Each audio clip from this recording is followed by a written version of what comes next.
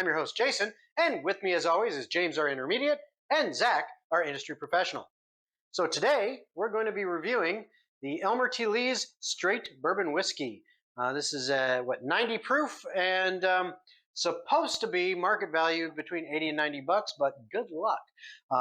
Anyway, before we get into it, Zach, why don't you tell us more about this? Yeah, so this is one of Buffalo Trace's offerings, mash bill number 2. So this is the high rye mash bill, most commonly associated with that of Blanton's. What they do between the two to make this and Blanton's, Lord knows. Secret sauce. I can only imagine that this is just slightly older or has a different oak grain type, is maybe a little bit more toast and a little bit less char.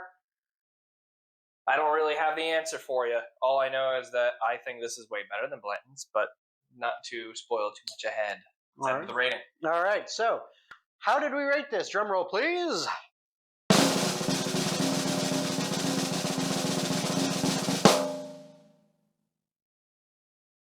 85. So we had an overall rating of 85, but how did we get to that? So we rate everything in 4 categories: nose, mouthfeel, flavor, and finally the finish. What we'll do is each of us will blind taste and give up to 25 points in each of those 4 categories, add that up to get our score up to 100, and then average out our scores to get our total. So let's talk about each of these categories, and we'll start with the nose. You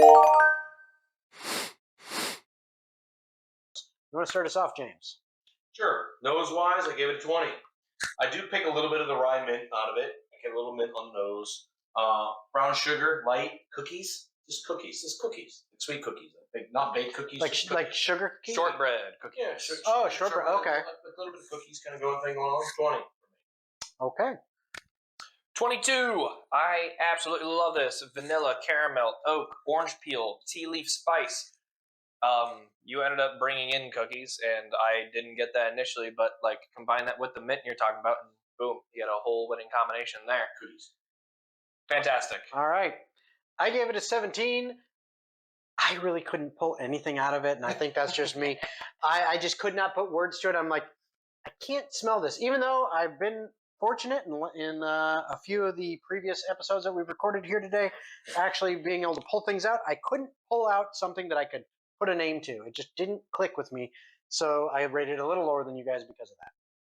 All right, that brings us to mouthfeel. Ooh. So for mouthfeel, this I liked. I gave it a 22. It hit the roof of my mouth, the back, the sides, the front, everywhere on my tongue. It hit. I felt it. It just felt great overall. It was there. It was, nice, gentle warmth. It was good. Yeah, 22. Also 22. This drinks like sweet tea. It is the easiest drinking whiskey that you can possibly imagine.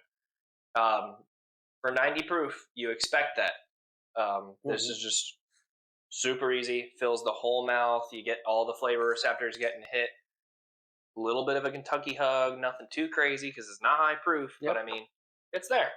This is definitive Kentucky straight bourbon whiskey. Mouthfeel, gave it a 20. Smooth and full. Yeah. Smooth and full.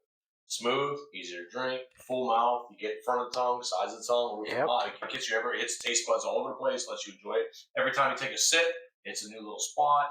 All of it's pretty good. It's no overwhelming any one spot. Yes. I liked it. All right. We're going to move on to flavor. And James, go ahead and carry on with that. Flavor for me was a 21. A tiny bit of minty. I get a little bit of cherry sort of thing. It's hard to put words to it.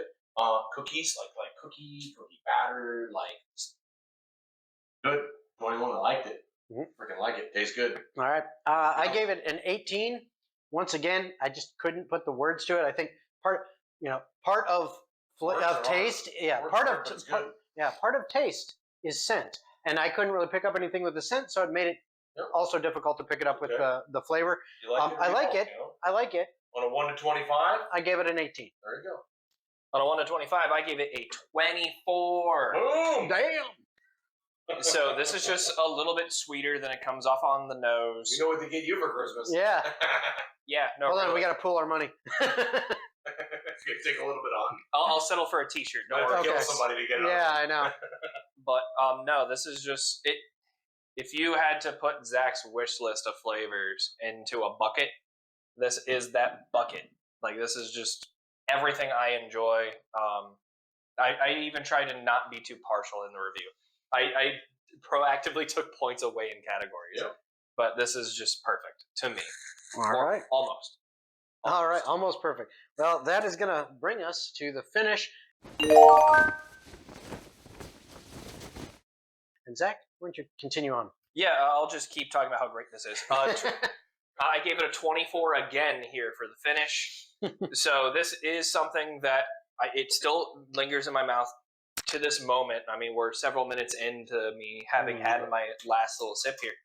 But the whispers, and you mentioned the cookie here, this comes forward a little bit more, where it's just that vanilla sugar cookie just the whole way through. But not overbearingly sweet. There's still richness associated with this drink.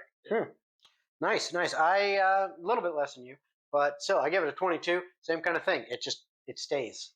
And I like it. It's just there. I haven't, I can't, and that's another thing. I keep going back. Yep. So it's, if I sit there though and just let that glass sit there, this sits here. You know what it is? The secret ingredient that separates this from Blanton's has got to be cocaine. Could be. Where it is. Could be. All right. That the opinions of Zach do not represent the opinions. I'm just joking. We don't condone. Yeah. I speak for this company. Finish wise, for me, I gave it a 20. I'm more that big, thick. I like that thick corn, heavy, tobacco-y, leathers, oily stuff, and it just doesn't hit me there. So I'm not going to go as big as you guys are, but I still gave it a 20. I think it's I get a little bit of marshmallow. What else is there? Marshmallow, a little bit of light cookie. It just carries through reasonably good. I like it. I would definitely want a second pour of it. That usually is that's my line. Do I want more? Because one is enough. Yeah. More. I want to keep exploring and playing with this. So yeah. Absolutely. All right. There you go. And so that was the Elmer T. Lee's Straight Bourbon Whiskey, again with a score of 85, one of our higher ranked whiskeys on this channel. Bourbon whiskey on this channel. I remember previously picking up something really great. I'm not getting it tonight. No. But I had tasted it at a bar somewhere, and I just got really odd. I was like, man, that is the most unique finish. The one thing on the pour that really stuck out to me was the finish. I'm not getting it tonight, right here, right now, for what we're doing. But I can remember that was the one thing that really turned me on to be interested in it. It was this is kind of unique for that proof and for 90. I want to get into it. For 90 proof, that finish is pretty nice. I didn't get it here. It didn't ring my memory the same as it did the first time I had it. So maybe third time or fourth time I had it. But it's still. You know what condition may be though is.